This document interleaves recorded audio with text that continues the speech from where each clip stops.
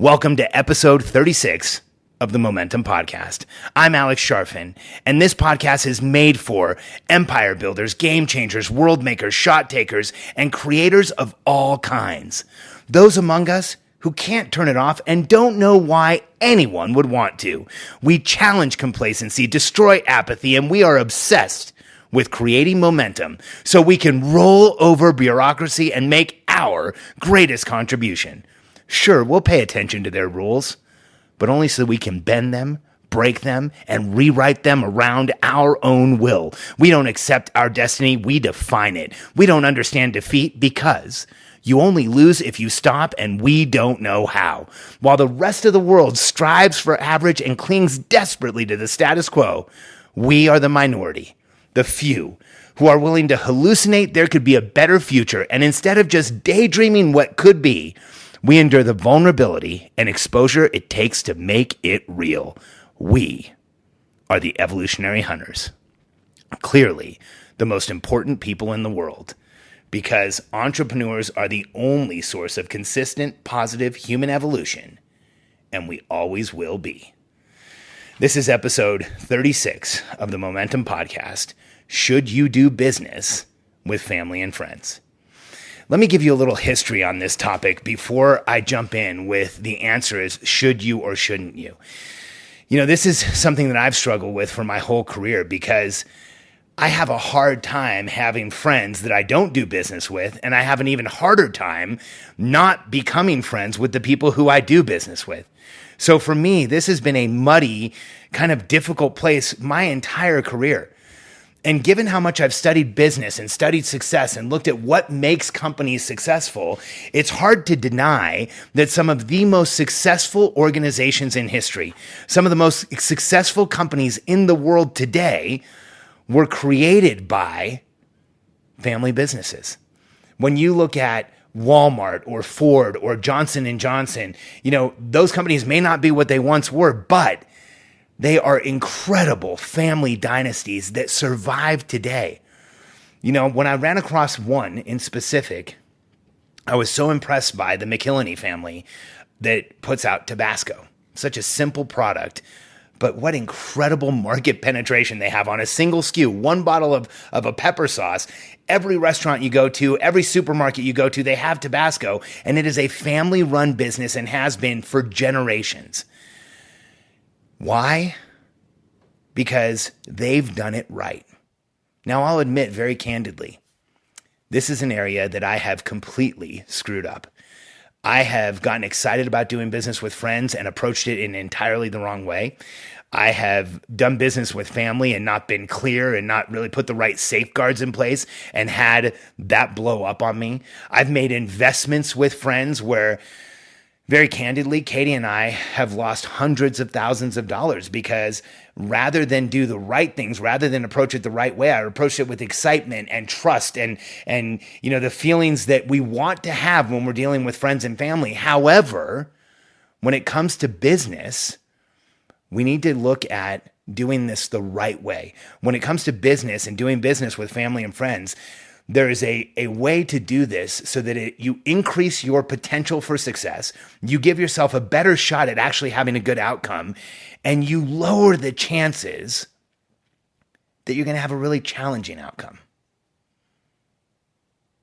And to be candid, some of the most challenging business deals I've ever done, some of those with the most hurtful and frustrating and challenging fallout that I feel like I still deal with, that I still struggle with, have been when I didn't follow the rules that I now understand when it comes to doing business with family and friends. So let me share 3 simple rules with you, 3 ways that you can ensure that you can do better with family and friends. But first, let me describe a scenario I was in. A few years ago, a friend of mine approached me to invest in a restaurant, and his family was successful restaurant owners. They had tons of different restaurants, tons of different retail outlets. You know, I thought I was joining an organization that was going to be very successful, and they had been very successful. So I got excited about it. It was $250,000 investment, which is huge for anybody, even for Katie and I. That's not a check that anyone writes in an easy way or anyone writes in a flippant way. I don't care how much money you have. $250,000 is a fortune.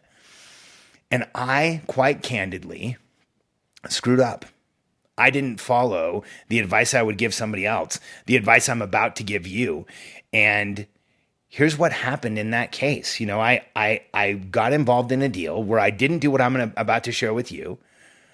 And it was a friend that sold me into the deal. It was a friend that encouraged me to do the deal. It was a friend that was bringing the deal to me as, hey, this is something you should do.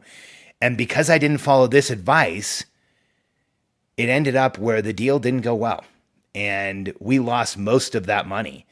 And it doesn't matter what I do, I can't think of that friend in the same way. It's permanently challenged and tainted our relationship because I feel like I got sold one thing and delivered another. But the fact is, I have to take responsibility for it because I didn't follow the following 3 rules. Let me share them with you.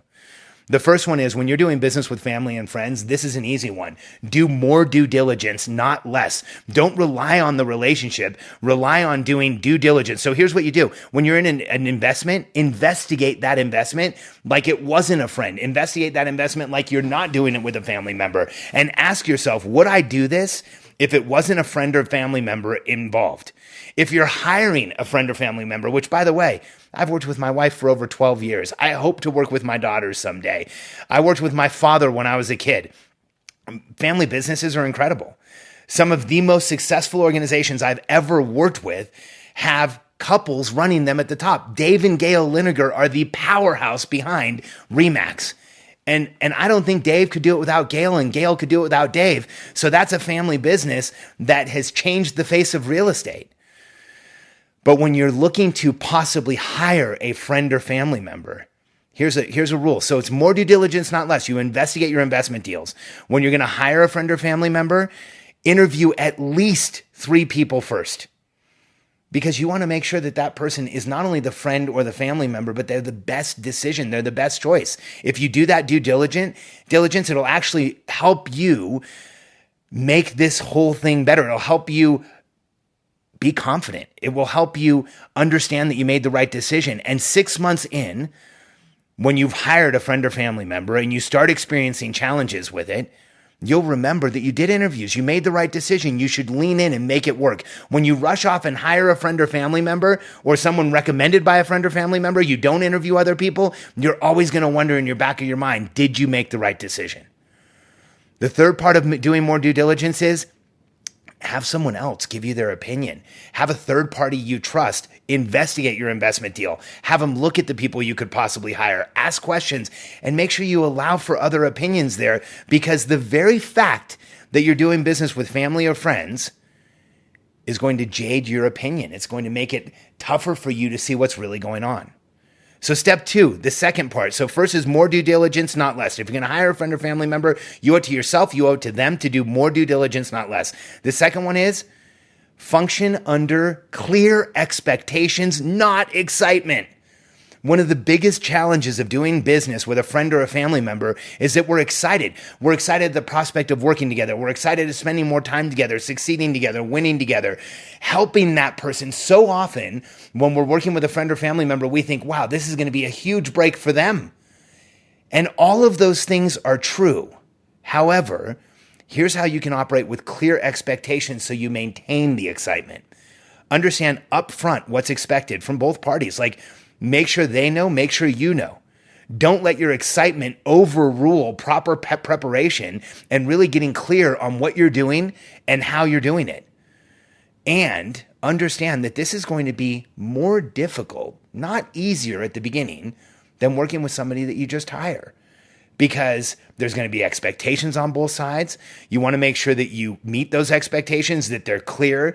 And so if you start with clear expectations rather than excitement, if you get them, get the details down, that you understand what's going on, then you're going to have a much higher likelihood of success. And the third part, the third part is that everything that you do with a friend or family member should be in writing. Make sure you understand the deal going in. It's easy to understand, impossible to misunderstand. You've clarified expectations for all parties in writing.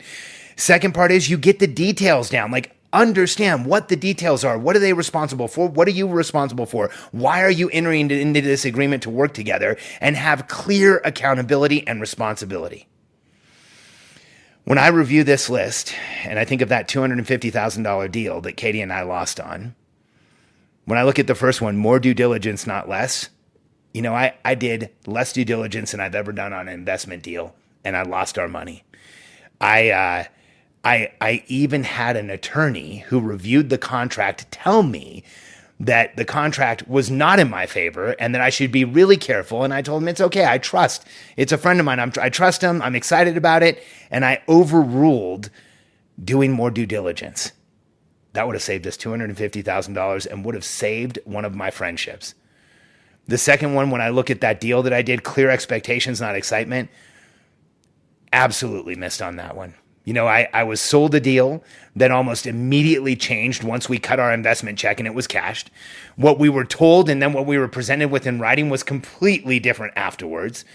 The excitement overruled me getting clear expectations and understanding exactly what was going to happen in that deal. And then the third one, get everything in writing, make it easy to understand, impossible to misunderstand. In that $250,000 deal, I was so excited to make it happen, so excited to join success, so excited to work with a friend of mine, to have an investment deal, to have the income, the revenue, everything that was promised. We got barely anything in writing other than the contract that my attorneys told me wasn't in my favor. So I overruled all three of these. I did less due diligence, not more. I didn't have clear expectations, and we didn't have everything in writing. And as a result, we lost $250,000, and I can't help but feel taken advantage of by my friend. But the fact is that I have to take the lion's share of the responsibility because I didn't do the due diligence. I didn't have clear expectations, and I didn't put everything in writing. The fact is that had I done that, I never would have done that deal anyway. And here's what I know. If you follow these three rules, do more due diligence, have clear expectations, not excitement, and get everything in writing, you have a high likelihood of doing a deal that will work out. If you're considering hiring a friend or a family member, it can be one of the most progressive moves you can make for a business. But make sure you interview other people. You make sure that they're the right person, and you know in your heart that you've done all the due diligence you need to. Because some of the greatest organizations in history have been family-run businesses. But some of the greatest organizations in history that could have been taken apart by familial relationships or friendships that have gone bad. So as an entrepreneur, it's unlikely you will be able to avoid the decision should you do business with family or friends. And it's highly likely that if you do it for long enough and you're in business for long enough, your business associates will become your friends and feel like family. But if you follow these three simple rules, do more due diligence, not less, have clear expectations, don't run with excitement, and get everything in writing, it's going to make it a lot easier for you to have a successful outcome. Thanks for listening to the Momentum Podcast. Do me a favor, share this with your friends, leave us a review on iTunes, and let people know that this podcast, if they're like us, will help them create momentum, get clarity in their lives, and move forward because we all go forward faster together. Thanks for listening.